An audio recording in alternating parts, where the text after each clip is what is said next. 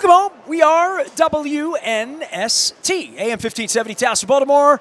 We're Baltimore positively here in one of my favorite places to broadcast from. It is the cockpit overlooking Paca Street and Parks Fried Chicken. We're here at Faidley's Seafood Market in Lexington Market. The Orioles are actually playing a game right now against the Yankees. They moved their afternoon game, which moved my programming, which moved my crab derby here at Faidley's. We're going to be at Fishmonger's Daughter next Thursday. That is in Catonsville. We had a great segment with Damie and Nancy. The queen of the crab cake was here today. It's all brought to you by our friends at the Maryland Lottery. 4 different versions, and this was art from local Maryland artists, and I can't think of an artist that's more my favorite than this guy. Jason Siemer and I met each other when he was a very young man doing Orioles production things and singing about Orioles baseball and feeling the magic in the air.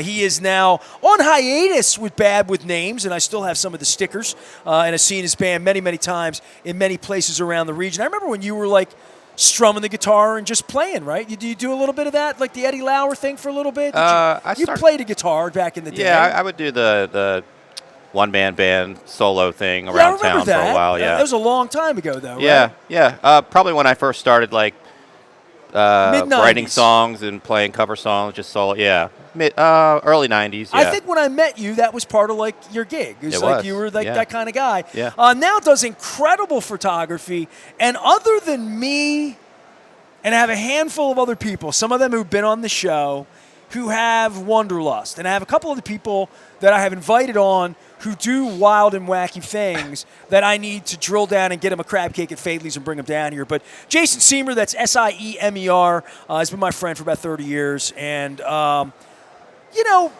sometimes I talk band with you. Sometimes I talk old Oriole memories with you.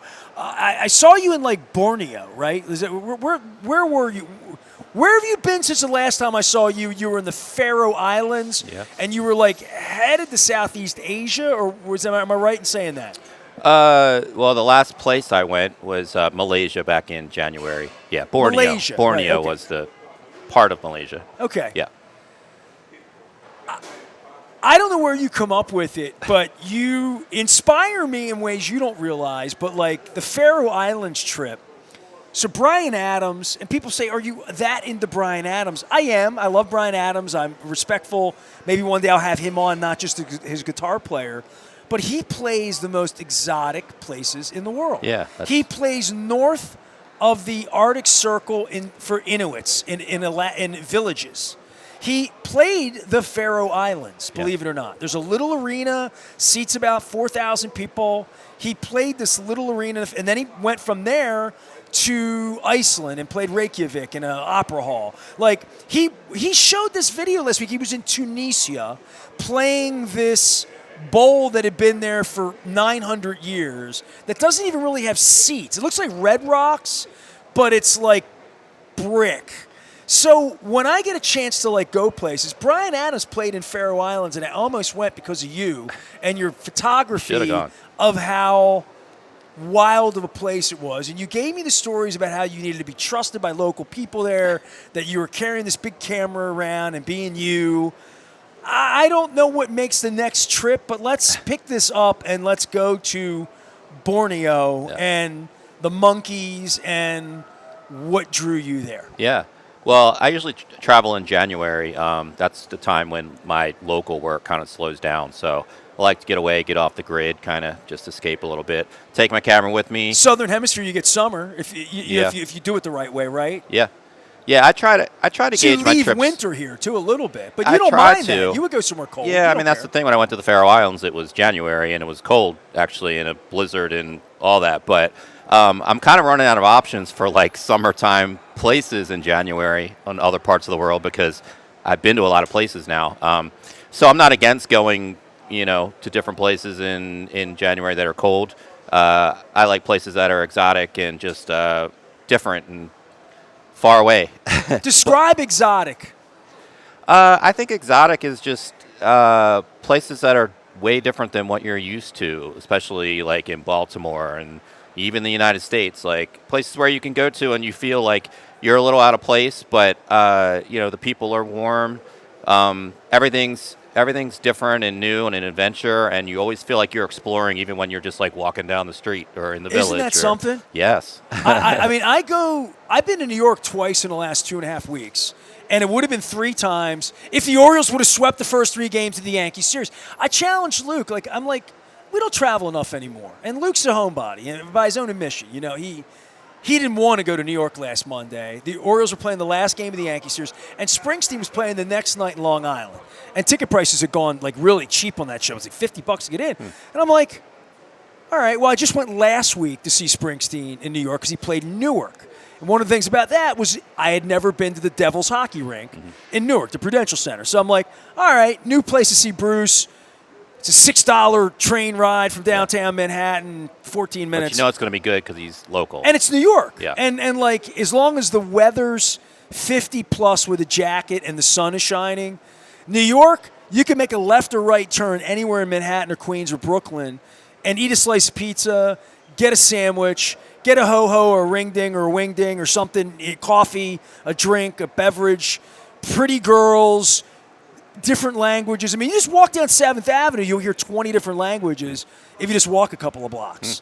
And you can pull your Google Translate out, and you can even hear what they're saying in Greek and hear that they're talking about their niece or whatever, right? There's all sorts of... I mean, who needs Malaysia when you could... Well, New York's like that for me, but for some people, it's overwhelming to think about, oh, my God, New York and the streets are numbered, and, oh, my God, I'm afraid of West Baltimore, and... I don't know, man. When I'm walking the streets of Santiago, it's not a lot different than New York, except every single thing you see. And I think this speaks to whatever my ADD is about variety. Yeah. Like Baskin Robbins, you know what I mean? Yeah. I love a certain kind of ice cream, but I would not eat it every day. I gotta have different. That's interesting. So I think there's a variety that I need in my life that makes my life worth living. I never thought about that because you are that type of person, and I am kind of an ADD type person too, and I always need that next kind of hit of adventure, So maybe that says a lot about how our brains work. Yeah, sure. For sure. Yeah. Well, so for me, when you say, God, I so identify you. I wish I could rewind exactly what you said, but you said something about you're so aware and you're so alert when you're traveling. Yeah. And I traveled alone through South America for 16 days. Yeah. And some people get crazy or whatever. My clone was saying to me, the altitude of Machu Picchu. I mean, you're 50. Have you had a heart test? Are you going to be okay with altitude? Because, my clone has made my modern travel, the last 7 months of my life with AI, the trip I did to South America and the trip that my wife did to Italy would have not been possible. In the way that maybe I did South America 20 years ago or 30 years ago. Yeah. That, especially if you're trying to do an Africa trip now, or then I know you've done the animals and all that stuff. It's so wide open that if I wanted to go to the Borneo or the Faroe Islands, I'm on Google Flights checking out flights into the Faroe Islands. Literally. Yeah. I had a friend who was thinking about going with me because she's like an adventurer, that person that would want to see that part of the world. And there's different people for different seasons and stuff like that. But my South American trip and cleaning my head and being without my wife, without being famous, without crab cakes, without language, every single thing I did, I needed to work really hard to get an Uber, to communicate with someone, to order something, to exchange money, to figure things out. And modern technology, I can say this as a 57-year-old guy, modern technology, Uber after a concert in Santiago, Chile. Boom. Yeah. 3 minutes, $3. I'm back in my hotel room, no problem. Right? My clone told me everywhere really dodgy in Santiago, Chile, and Bogota, and Cartagena, what not to do. Yeah. You can be aided, and this can be so much better. I don't know how much work you did on Borneo before you got going on it, other than where am I going to stay, what are my days going to be like, where am I going to shoot, how am I getting from the airport, am I taking a taxi or an Uber? Yeah. All of these things are things that really impede people who are afraid of a lot of things from making whatever their first move is to see the world. Yeah. That isn't calling a travel agent, right? Yeah. I did use ChatGPT to help me set up the trip for sure. Like just the basics. So what I usually do is I'll get like just a foundation of where I want to go, like the main places, and then when I get there, I'll kind of figure things out by talking to people and things like that. But it's great to have that AI for sure. It makes it less intimidating. I think that it makes the world smaller. I get to the point where it's almost like, okay, now so many more people can do this. I want to go further off the grid. You know what I mean? Like, I'm not saying go dangerous, but I would definitely push boundaries a little bit to kind of go places where you don't really hear about people going as much. But definitely the AI makes it better. I mean, and there are places in the world that I never knew existed until like the internet now, and you can see YouTube videos, and you go down the rabbit hole on YouTube, and I do that for my photography stuff, and I'm like, whoa, I never heard of that place. All right, I'm putting that on the list. Yeah. I mean, for me, it used to be, I want to go to Green Bay. Yeah. And like Luke, we got into this off the air last week, and he won't mind me saying this. He's at the Yankees game. He's supposed to be here at Faidley's today anyway. By the way, Jason Siemer is my guest. We're at Faidley's. We're just rapping about traveling and wanderlust, and Jason's one of the dudes that I know that's been more places than me. Has inspired me to go places I wouldn't have gone or thought about going, including like Patagonia and some other things when I was in South America that I thought about. But give me your last tour. How many days did you do, and where did you go, and how did you get there? So I was in Malaysia on Borneo. So Malaysia is split into two regions basically. There's water separating I guess they call it the mainland, and then it's water, and then the other peninsula comes down, and that's split between Borneo. It's owned by Malaysia, Indonesia, and a country called Brunei. Brunei, which is a really small. Sultan. They had a sultan in Brunei. Yeah. Yes. And so I just stayed in Borneo, but with the photography, I really wanted to. You're not there for a ball game. You're not there for soccer. You're there to take jungle. pictures. You're there to see creatures, flora, fauna, and take photos. And people. And people. Yeah. And eat some food. Oh, yeah. I mean, that's the same thing when people are like, the hell were you doing chasing Bryan Adams through South America? I'm like, you're missing the point. No, that's kind of just you're like missing a part of it, Yeah, right? Yeah. You're missing the bus that I got on in Montevideo that took me out to the Bryan Adams show. Exactly. It's good to have those little foundations. The man that I met named Nestor, who sold me his extra ticket that night. Yeah. His name was Nestor. Oh, cool. So South America, there are a lot of, of Nestors course running it was, around. So like these stories you have, and I come home and I say to my wife, I'm like, Montevideo had these beautiful parks, man, and you wouldn't believe it. And it was 12 cents to ride the bus, and the coffee was delicious, and the parecha, the steaks, and like these are things that like I would implore to people, and I say this to Leonard Raskin, who does the American Dream and all of that. It doesn't need to be Borneo or Montevideo. It could be Disney World or Ocean City if that's what you're into. Baltimore. I mean, but you can find beauty in the world. Absolutely. Or I mean, just going to Swallow Falls, get in a car and drive out to Deep Creek Lake, or drive. Here's something that I know you've done. Blackwater Refuge, right? Yeah. Like here's a piece of art from the Maryland Treasures: mollusks, crabs, birds. Cambridge.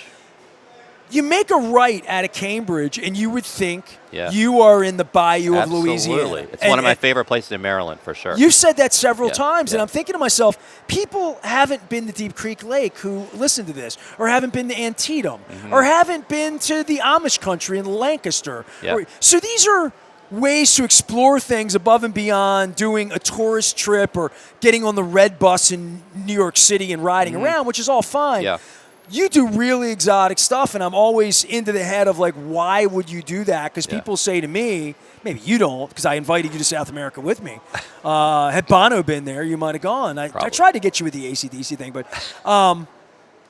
why did I do it? Because, like, I'm done with Dallas and Albuquerque, and I'm going to Las Vegas this week. Expand, right? I'm going to L.A. next month. Yeah. I mean, I went to the Hollywood Bowl for the first time last year, and it was I was like, why have I not been going there 30? Hollywood Bowl was one of the really great venues. I've been to Red Rocks. Like everyone should go to the Hollywood Bowl. It's like a Lambeau field. So I was talking about Luke. Luke's like, I really want to go to Fenway Park and cover a game. And I'm like, if that's what your dream is, then go, dude. Yeah, let's get you there. Let's get you there, man. I think people are so, and it's not. How do I say this? We're just so used to our day-to-day thing and what we do and what we're used to. And we also think that time, that we're here forever. And people forget about that. And it's like, that's why when you finally take that trip or get those concert tickets or do something you didn't do or you've been wanting to do for 20 years, you finally do it and you're like, oh my God, why don't I do this more? And with the travel thing, it's like, I'm not saying I do that just because I've been everywhere here and I've been to a lot of places in the United States, but it's like when I'm in those locations and I wake up and I'm standing in the middle of this, in the jungle, You're basically. effing alive, dude. Well, I'm like, I saw this alive. online and it was thousands of miles away, and here I am right now. And that feeling is something that you just like you hold on to because you're like, all right, I'm doing this now, so I got to do the next thing because I want this feeling again. Dude, I'm standing up on top of Machu Picchu. Everybody around me sobbing. Yeah. Like I wasn't at that. I Yeah. sob more now, like talking about it. Like, Yeah. but I'm up there on the top, and people It's hard are to like, believe sometimes. Yeah. it's insane. Yeah, it is. You done Machu Picchu yet? I have not. No. Dude, Yeah, come on now. I know. Come on now. There's so many. Come on now. Yeah. Now, the reason I did South America, it was affordable. Yeah. It's just like right now with lot the of places dollar. are, My yeah. wife just went to Italy, which was not affordable, as No. she pointed out. Never has been. Right. Well, I mean, she came home and she's like, you know, I sort of see why you would pick an inexpensive place to get more value out of it. Her dad's 80 years old, wanted to go to Italy. I'm like, you're going to Italy. Yeah. She put points together for this, and her and her sister pooled these points they had at work to get their hotels. Whatever you gotta do. Yeah, man. I mean, they wound up not spending like a whole lot of money, honestly. That's great. And I got them cheap flights, which was great. But like all of that, if nothing else, if you're listening in the car to me and Jason Siemer, I do want to inspire people as I get older that when they see a picture of you in Borneo or the Faroe Islands or me in Machu Picchu or in Medellin on top of Comuna 13 with some kid with an Oriole hat, by the way, that like all of that is now a click away, information away, a credit card away that may or may not be your next boat or your next fishing trip or your next trip to Disney World that you've done a dozen times or Ocean City you've done 100. But to branch out and say whatever that thing is for you in this lifetime here, you can do it. You can. And I also want to say, to take it a step further on how, because people ask me that, how did you do that? It's always the same where basically you can't look at it as a whole because it is intimidating if you're like, oh my God, what if I was in Borneo and Kuching right now? What would I do? And you don't think of it that way. You just get there first, right? You break it down into little increments. Like, what do they say? Like, how do you eat an elephant? One bite at a time. Sure. Right? So what's the first thing you do? Well, you pack the stuff that you need. Okay, you do your research and you get that together. Next thing is get to the airport. Then you get on that plane. You get to your destination. Then you got to get transportation from there to your hotel. Once you get that far, you're in good shape because now you can talk to the locals, the people at the hotel that are there to help you, or you talk to the Uber driver and you take notes on what they recommend or whatever. And now, then Uber you just start, wouldn't have been a thing 25 years that's ago. That's true too. And Uber, well, then you would have worried about getting scammed in the local cab. In South America, you know? I got scammed by 3 cabbies. That happens. The cabbies Yeah. were the absolute worst, and the Uber drivers were phenomenal. And I can't imagine doing that trip that I did with cab drivers 20 years ago. And here's the thing. People are afraid of that too, right? Which is understandable. But, you know, you got to, like, I always factor getting scammed into every trip. You know what I mean? Like, and not that happens all the time, but if something happens, okay, that is part of travel. And if you come into Baltimore and you get in a cab, you're going to get scammed. Like, if you're not, you know what I mean? Like, or you might. But you have to kind of just be like, all right, this is part of what I'm doing. And it's part of, like, reaching out there and, like... Yeah, the jerk cab driver I had after AC/DC did not... But guess what? It probably phased you less because you're used to that, right? He charged me $10 too much in Chile. Okay. You know, so, I mean, like, you're part of doing business at that point. Right. It was part of getting out of an AC/DC concert with 80,000 people and just getting first available out. Exactly. Period. And you know, That's like, it's a story, right? And you're just like, all right, I just got scammed out of $10. I wasn't happy about it at the time. Not. It was only $10, but, you know, I feel like worse things could have happened in South America. Right. That's when my wife bought insurance on me. Oh, all right. Well, that's a whole other thing. Well, I mean, there is, like, you hit your head in the jungle and you got to get home, you know? Like, there is that sort of $250,000 insurance that I found out that for $57, I covered that. Yeah. Like literally, it was it's like $62 for my 14 days, and I did it all online. I did it with my AI, and a friend of mine is a travel agent, and she recommended a few things, but I don't know what to say when I land in Montevideo and I'm on my own. People who know me, all 1 million of you who know me, are like, oh, that's just Nestor being Nestor. You know what I mean? He's just up to it again. Yeah. I don't know. I feel like it's something. I'm just a dumbass from Dundalk that like has a credit card. And I mean, my whole trip, that whole South American trip, I did 15 days. I don't think I spent $3,000. Maybe like Ocean City for a week would have been a lot more. Yeah, totally. Any Disney, anything like that. When I saw that the flight to get to Montevideo was $282, and the flight to get back from Cartagena was $252, I'm like, all right. So I got in and out of the continent for $600. Yeah. I can figure the rest of this out. And then after that, I mean, I had a $35 steak dinner in Chile, and I had a really nice $75 steak dinner in Buenos Aires. Best. And I stayed in hotel rooms that were $60 to $90. I bouged out in Cusco. I had a $120 room in Cusco because it had oxygenated rooms in the place I was at. Very oxygenated. Well, you need to be oxygenated because, like, not everybody can handle Machu Picchu at 9,000 feet. Yeah. These were things I didn't even consider. And the first thing I considered was and I told this to Leonard, went to Brazil in 2006, and Jen and I got a wild hair with my buddy Julio. We went to see the Stones in Rio and the Stones in Buenos Aires, and then U2 showed up in Sao Paulo, so we diverted and moved some things around. And about a week before we left for Brazil, Julio calls and says, "Hey, dude, did you get your visa?" I'm like, "Yeah, man, I got Visa, MasterCharge, man. No. I got American Express, man. What you need?" Yeah. He said, No, dude, you got to get a visa. It's Brazil, man." And I'm like, our asses drove down to the Brazilian consulate in February 2006. I had to give my American passport up, drive home without my passport. Come back 3 days later, and they had it all wrapped up, and they had stamps in it and stickers and stuff inside my passport, and handed it back to me. Yeah. And I went. So the first thing I did in November when I was thinking of planning this, before Hitler bombed Venezuela, and I just thought maybe going to Colombia wasn't the greatest idea when he was threatening Colombia, the first thing I asked my clone was, "Do I need a visa?" And it said no.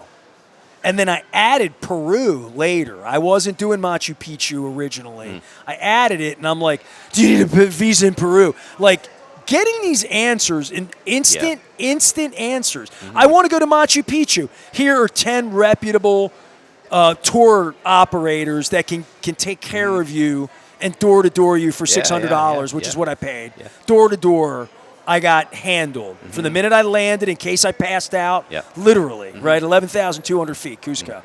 So, like, without the internet and without getting answers, but, like, that's what an idiot I was 20 years ago. I had my stuff packed, and I'm going to see Mick and Keith, and we're going to jam, and I got a passport, man. I got money. I'm good. They didn't have a freaking visa, man, and I didn't know it. Yeah. And I didn't know who to call and ask, right? I mean, who goes to Brazil? Not many people, right? So in the modern era, you don't have any of those restrictions. And I guess that's what I really want to impress upon people, is saying, you can go to Italy if you want to. You can go to Faroe Islands if you want to. Yep. You and I don't think that way, but how many friends you got besides me that does the crazy stuff you do? Not many. Not many, No. right. When you want to do something crazy, you don't even have anybody to call to go with you.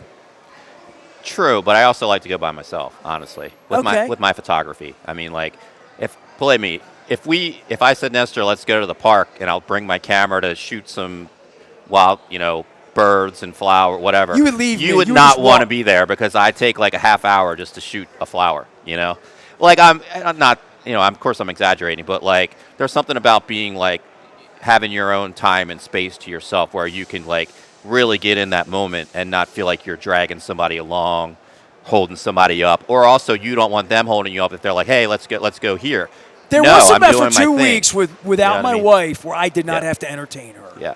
In any way, I have to think about whether she's happy or sad, hot, cold, hungry, anything. Yeah. And I think her going through Italy with her sister and her dad, the way she traveled and did her thing, it was spiritual for her because she's never really traveled with her sister and her dad ever since they were little girls, right? So like, she had her own thing and the way she wanted to do it, and I did my thing. People were asking like, "What's up with that?" And I'm like, do you really think my wife wanted me to drag her through 7 countries in 15 days, through 6 cities, mountains. Like she's getting older now. She can't run at that pace. Yeah. Not the pace I keep. No, and it's great that she's okay with you doing that. I mean, she broke her foot last summer, and I went to New York. I'm doing 14 miles a day. Dude, if you saw my app when I got back from South America, I was routinely doing 12 to 15 miles a day every single day. Yeah, it does get you in shape. Yeah, I lost 10 pounds in South America. Yeah, you eat better. You have to eat better because you're alone and you can't get sick. Well, I didn't have time to get sick. I was moving around too much, you know. So I think you do live differently. But look, I was single until I was 34 years old. So being alone in places, I'm really comfortable being alone. Yeah. I think that's another part, especially for women traveling alone, which I understand that's a whole different thing, going to Borneo alone or South America alone as a single woman. Sure. But I think there is a point where, like, you do travel alone, and I'm glad you said that, like, there is a solitude that nobody can communicate with you when you go someplace where you speak a different language. Just go online on YouTube and look at these photographers. They're out in the middle of nowhere, and they're by themselves. Like, that's just what we do. I think it's something that only, like, photographers and, like, nature photographers and artists relate to, is that, like, when you're out there, you just need that because it kind of puts you in that zone. And it's hard to explain, but it's like, I know that when I'm out there, it's like there's like something that I feel and I connect to what I'm shooting. And if I had a crowd of people around me, or even my girlfriend, it's just like, no, I need this because if I need 5 more minutes to wait till the sun dips a little more and I get that certain thing, like, it's not just, wildly spraying the camera around. It's like waiting for moments and feeling the vibe and if I want to, like, okay, no, I'm going to stay 5 more minutes and go over here and do that. Like, you have to have that free energy, or it kind of limits your. It's what you're there for. Yeah, you're not there to be limited. Exactly. And sometimes I'll do a group tour and I'll bring my camera along, and that's good too because you have the logistics and they're getting you from here to there, and you kind of, you're on the go. But there's many times when I'm with a group that I'm like, I could stay 10 more minutes and really wait for that thing to happen or whatever, and you have to kind of keep going. But that's why I book, like, if I go do a group tour, I book time before and after the tour to go do my own thing. That way I have the lay of the land based on, like, the people I traveled with and the things I've learned. But so I have that knowledge, and now I'm more comfortable kind of like going about my business by myself after that. You mentioned asking people stuff, right? So, like, I did, my tour was Montevideo, 2 days, boat to Buenos Aires. I flew to Santiago without ever really looking Santiago up in pictures at all. When I landed, I got my breath taken away when I landed in Santiago because it was so beautiful. Yeah. And I had I was shooting video as the plane was descending. I'm like, oh my God, it's like Albuquerque, but like Vegas, but not, with mountains. It was just this beautiful place. Yeah. So I did 3 days there. Then I flew up to Machu Picchu, through Lima to Cusco. You land in Cusco, you have to take a 2-hour bus ride, a 2-hour train ride, and then you're at the town at the base of Machu Picchu. So it really is, like, not an easily accessible thing. And that was the part of the tour where I used a tour operator because I was a little intimidated by the altitude, the distance, the hills, the mountains. I'm not a wildlife guy. I'm not a go out in the bush guy the way you are. I'm a stay at the Holiday Inn, hang in cities, bars, coffee shops.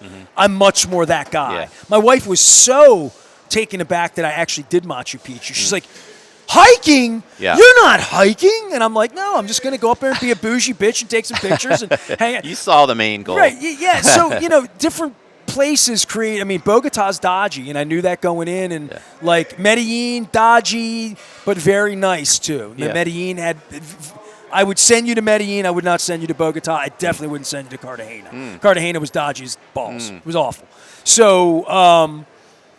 But in doing this, the Machu Picchu part of getting a tour operator and being on a tour, I could not get a ticket to get into Machu Picchu. It's run by the Peruvian government, and it got so overrun with tourists, they just stopped it. And now they only allow groups in it timed, like a museum tour would be. It would never get overrun, right? So everybody has a good experience. But they do 1,000 a day walk-up. Yeah.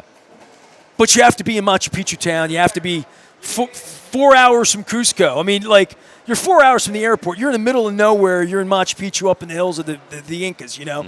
So the day before, they have 1,000 walk-ups. And like, well, what are the odds that there are 1,000 people that are trying to get in the next day? So I bought the tour because it guaranteed me that I could get in. You only get into the top, way up at the top of the basin. That's the A tour, right? Okay. So there are more of that around the outside. To go down in the basin, that's sold out way, way, way in advance. Okay. But you get there the night before, and it looks like something out of like the 1950s. Like a little ticket window at the post office in this little Blazing Saddles town at the foot of Machu Picchu. And for $55, I bought a ticket to go into Machu Picchu at noon the next day. Okay. So my tour operator showed me the top at 7. I went down, had a coffee.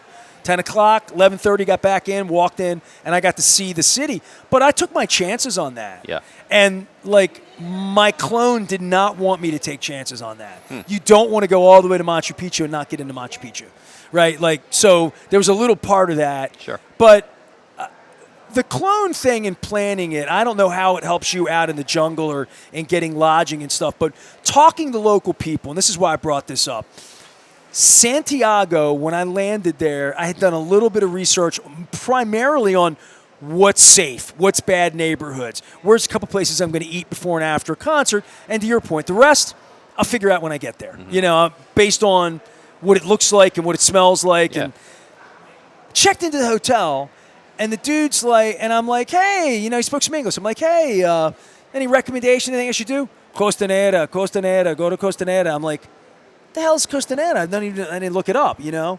I said, spell that, you know, C-O-S-A-T. So I put it in, and it turns out it's the 5th largest sphere on Earth. It is a CN Tower kind of thing overlooking Santiago. So after landing in this beautiful place, I'm like, you can go up to the sky and look at all of this from 360? I looked it up, and it just said Sky Tower atop a mall in downtown Santiago. And I'm like, all right, I'm going to go to the mall in downtown Santiago. I paid my $23, and I took the elevator up without looking any of this up as to what it was other than I'm going to be high up. I got off of that thing, and I immediately opened my phone. I started videoing it because I wanted to share it with you and everybody I know to say, like, all right, I've done some stuff, and I'm even going to do Machu Picchu the day after tomorrow. But this was incredible, like the most beautiful city I've ever seen, maybe in Santiago, and to see it from that height. And I didn't know the tower existed until I checked into the hotel and talked to the locals, right? And that's just me being dumb or being a smart tourist about what's something you trip into that you never would have found if somebody didn't tell you, somebody local.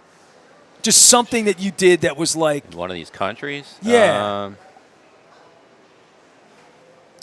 You got a hot tip. Oh, I'm trying to think.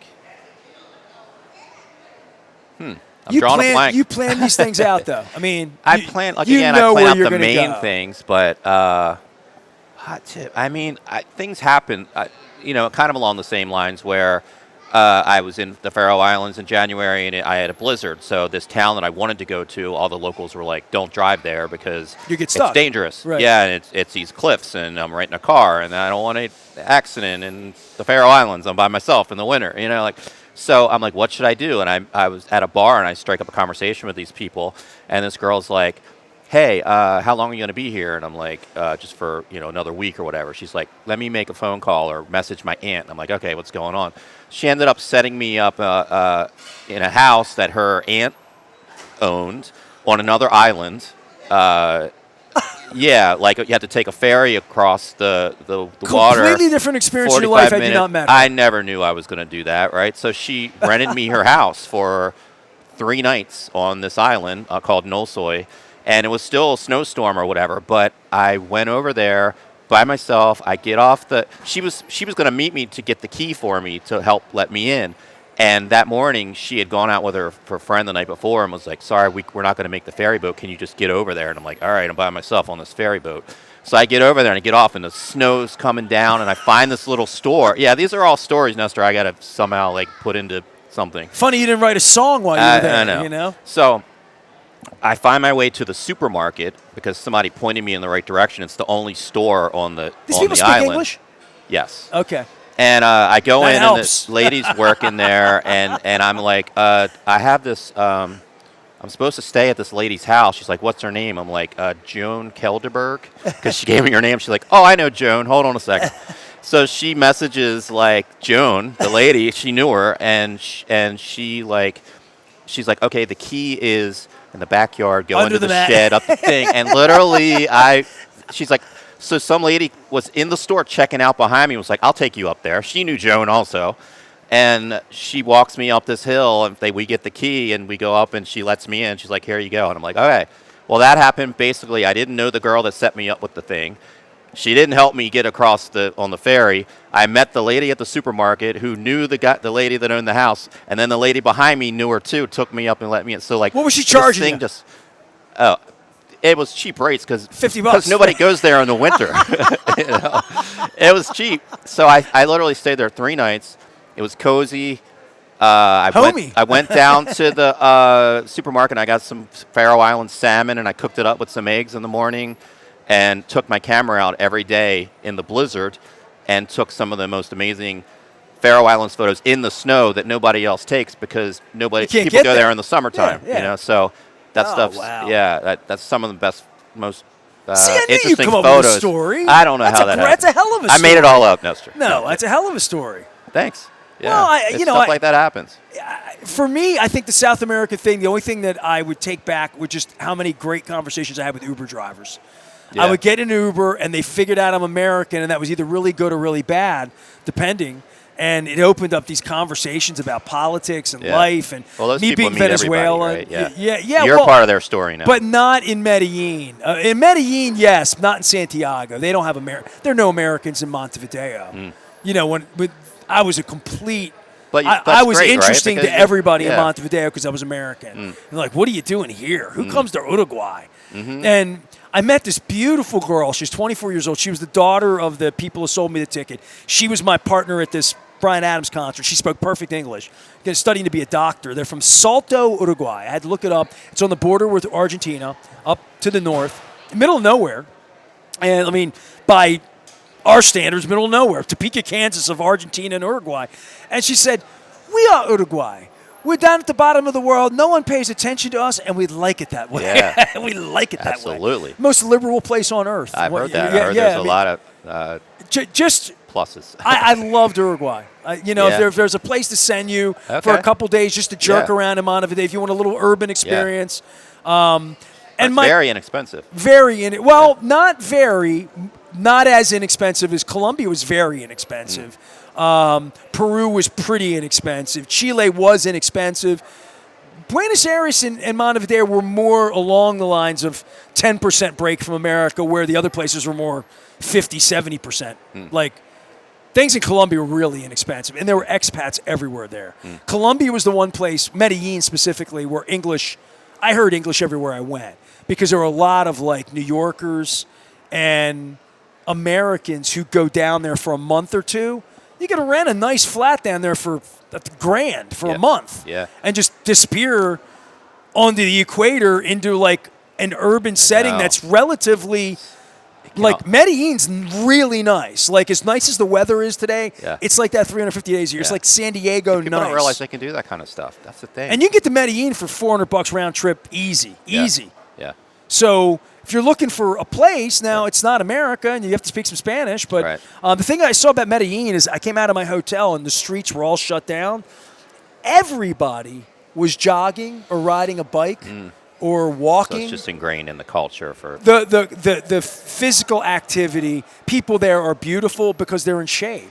And the diet, like if you're in Santiago, a lot of people were heavier and all the food was fast food. When I walked through the city, it was like walking through an American city in regard to fried foods and like just what it was, whereas Medellin was more like bowl of fruit, cup of soup. Much more just a different diet for sure. And over time, that adds up to getting you a healthier culture. I mean, Buenos Aires, you're all eating steak and drinking red wine. Jason Siemer's here. We're talking about life on the road. All right, so dude, you're the wanderlust guy. I don't know my next thing. I am going to go see Rush do the first night of the tour in L.A. They have put together a Brazilian run. I want to go to Recife. They're not playing. Recife is a beach place. I want to go there, but they're playing 5 different cities in Brazil. I've been to Brazil. They're playing Buenos Aires. They're not playing Montevideo. I think they're playing Santiago. So I've already been to South America. I don't think I'm doing South America again, but I might do Brazil. Bucket list, I got Royal Albert Hall. Banff is on my bucket list. Have you done that yet? Yeah, I was out there about 15 years ago. And? Yeah. Oh, it's beautiful. Canada is outstanding. Yeah, I mean, all across Canada. So Rush and Brian Canada Adams are playing that part. It's been on my bucket list a long time to go do. Oh, I've never been to gorgeous. Calgary, Edmonton for hockey, Absolutely anything. beautiful, yeah. Okay, so yeah. that might get done in this calendar year. Mm-hmm. And then Rush is playing Europe, and then at the end of their stated tour, they're doing Stockholm, Oslo, and Helsinki. I've never been to Helsinki. So I would have made this a Northern Lights thing, but I saw the Northern Lights in Towson last year. Oh, the right, one yeah. night it came so out. You're done with that. So I don't need to spend $10,000 chasing it in the middle of the woods in upper Finland where it's cold. I don't like to be cold. You know this. So I don't know, man. I want to go to Kyoto. I want to go back to Tokyo because I love Tokyo so much. I would go back to Australia in a heartbeat. If I go, I'm going to go to Melbourne because I haven't been there yet. And I don't know, man. I'm running low. You know what I mean? Like on places that I feel like the Taj Mahal was something I felt like I needed to see. Now that I've seen Machu Picchu, I feel like the Colosseum in Rome or like the pyramids. I've been on the Great Wall of China. I thought at one point I would make it to Moscow or to make it to St. Peter. There's just some places like Tel Aviv and It's unfortunate. Yeah, I'm just probably not going to get there. Yeah. Some places I'm just like, nah, not today, not tomorrow. The cost, the distance, how much I like laying on a beach and just being, just going down to Jamaica and getting left alone for a couple days is fun for me too. You can only do so much. I'm going to do Banff. That's going to get done. Royal Albert Hall is going to get done at some point. And that's the only thing I can tell you I know is going to get done. What about I don't know. Southeast Asia? Have you been to Southeast Asia? I have not been to Vietnam. I've not been to Thailand. I've not been to Phuket. You got to do all that. You should do a whole tour. I did Vietnam, Thailand, and Cambodia, and you should go up to Laos if you're going to do all that too. I didn't do Laos, but you would love that. Everybody tells me how much I'd love it. When I say exotic, that it is. It's inexpensive. People are really sweet. The food is amazing. With logistics, you'll be fine, or you can book a tour. I can recommend a tour company or whatever. It's just there's so much visual stimulation. Candy. And I don't know. It's like just walking down the street on any given day. Like there's just so much going on in the colors. You went to Morocco since the last time I saw you, didn't you? I went to Morocco last summer, about a year ago. Yeah. Well, it was in August. Called a prayer. You did it all, huh? That was amazing. Yeah. Did you ride a bike? Did you ride a camel? Do anything like that? I rode a camel in the Sahara. I mean, dude, I bring you out here, and I don't even get to riding a camel till we're half an hour into this. Yeah. Rode a camel through the Sahara. So what's next for you? I don't know. What are you going to do? I have some ideas for sure. Always a new place? Yeah. Yeah, okay. All right. Yeah, I mean, God, there's so many places I dream of going back I could talk you into going back to Vietnam, though, maybe. Maybe. And I've never been to Japan. Oh, really? Yeah, and I know it's pricey, so I need to be pushed a little bit, nudged, or there's some... Have me to give you a hookup? Maybe, but also I don't want to go too far into this, but I know a band that tours Japan that I might want to hop aboard with and maybe do shoot some shows, stuff like that. Dude, Tokyo's, but I like different things than you. I love cities. You love being left alone. I love both. No, I really? love both. Yeah, because I like street photography too. You know what I mean? I like getting out and just kind of like seeing what happens. You would love the South American cities then. The South American cities would really appeal to you. There's so much candy. There's so much going on. Well, I did that in Malaysia too, in Borneo, Kuching and Kota Kinabalu. I feel like I got a good run of that whole city on foot, and got some really good little street scenes and the people and the food and the fish markets, and there's a lot of like grit in that and real, like it's like real life in the Yeah, You I know. love your photography for that. Thank you. I mean, that's Those really are like great moments. You when you put your pictures up. It's one of the reasons I invite you on all our friendship for 30 years. But like your pictures, anybody wants to see your work. Tell everybody where they can find your pictures, because I think your pictures will bring this segment to life if you've gotten hooked in on it, if you're driving around. Sure, I just uploaded my Borneo shots from January. Monkeys. They're on Primates. jasonsiemerphotography.com, SIEMER, jasonsiemerphotography.com. So I've seen pictures of little primates and stuff. Like, this isn't a zoo. This is you out in the woods, right? Like, It's me out in the woods. Give me the little primate story. I mean, one of the reasons why I went there is because of the animals, and I wanted to really capture that. The proboscis monkeys, which are the ones with the big long noses. Yeah. That was one of the main. You wanted to find one of those in the wild, and you Yeah, freaked out and when you saw there it, was right? there was a couple places that were really where they are. They And live, yeah. The first place I went to, and we can talk about my injury or whatever, but like that's where I got hurt. I was in my third day of the trip. I was coming off a trail in this park called Bako National Park, which is near the city of Kaching in like southwest Borneo. And I'm coming off the trail, and I'm holding onto a railing, and my feet slipped out from under me, and I kept holding onto the railing. So my arm dislocated. Oh, my shoulder shit. dislocated, yeah.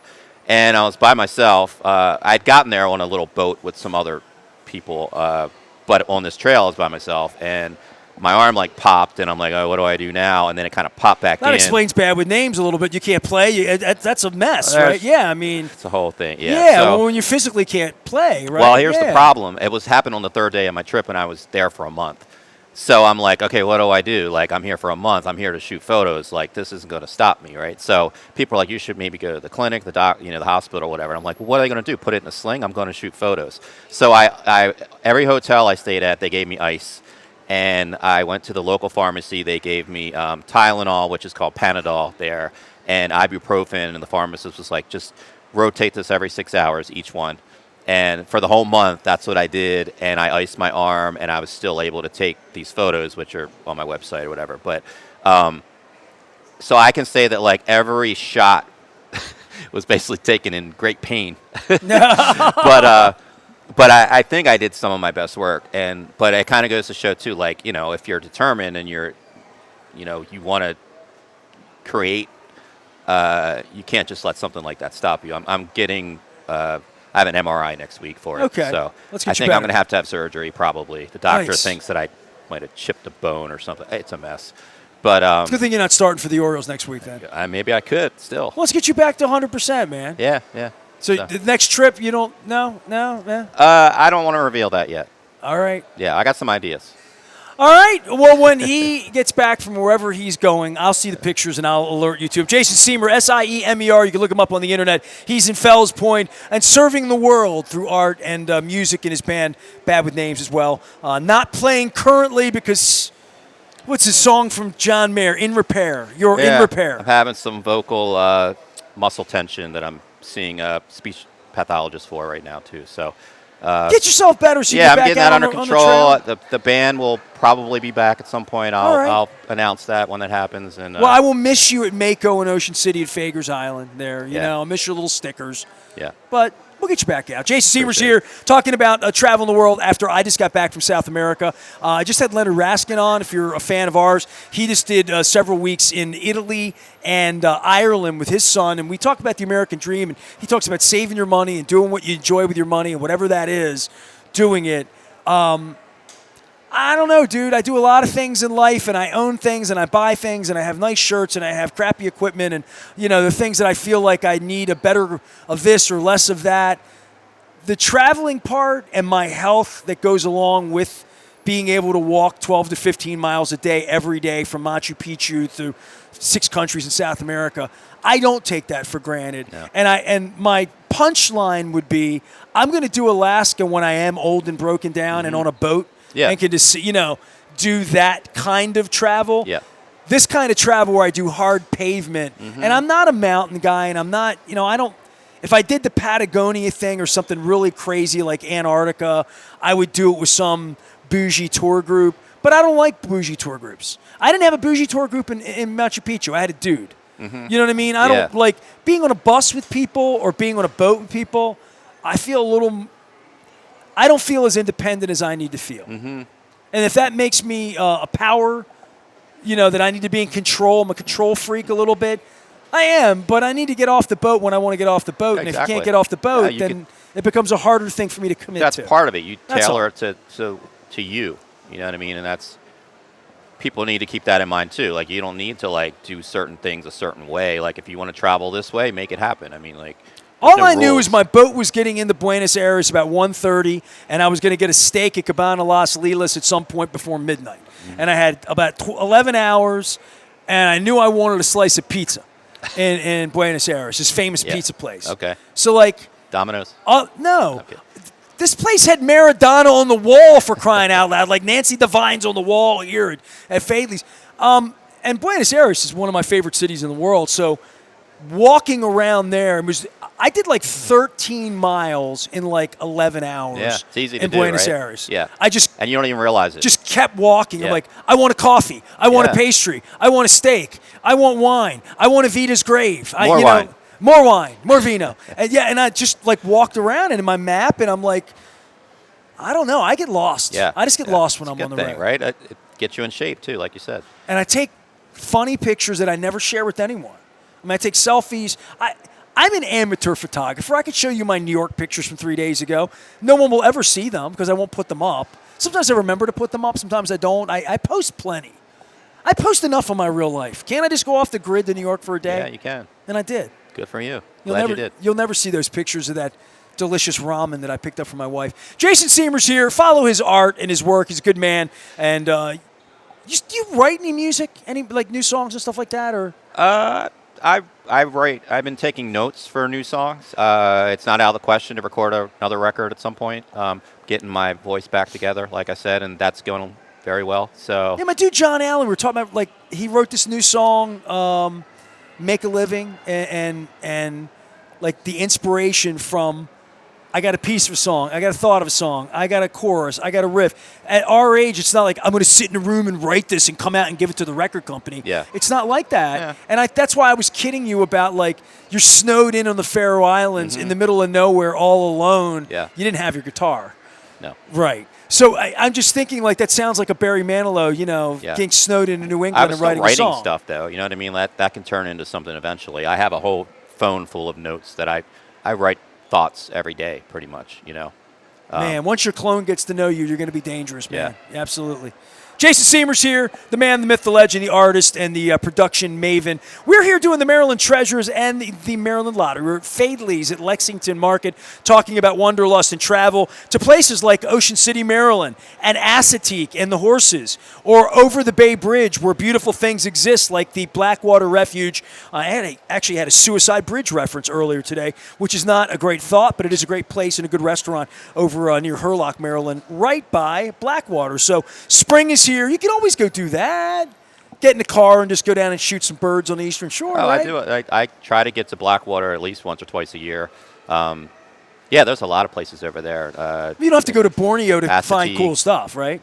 Absolutely. And, I think about that a lot. I'm like, you know what? Because I do walk around the Inner Harbor and get harbor shots of Baltimore and stuff like that. But there's other places that I want to go, explore locally. And I do when I can in between these bigger trips, And it does make you, like, slow down and stop and, like, kind of appreciate, like, stuff you kind of take for granted just because you're immersed in this area all the time. You need to really, My wife, just still, when she comes through Baltimore, there's rarely a time where she's not checking out the architecture. For sure. Where she would look over here and say, hey, that used to be a bank. And you could see that that clearly was a bank right across the street. Mm-hmm. And unless you look up, you just don't see it. Yeah.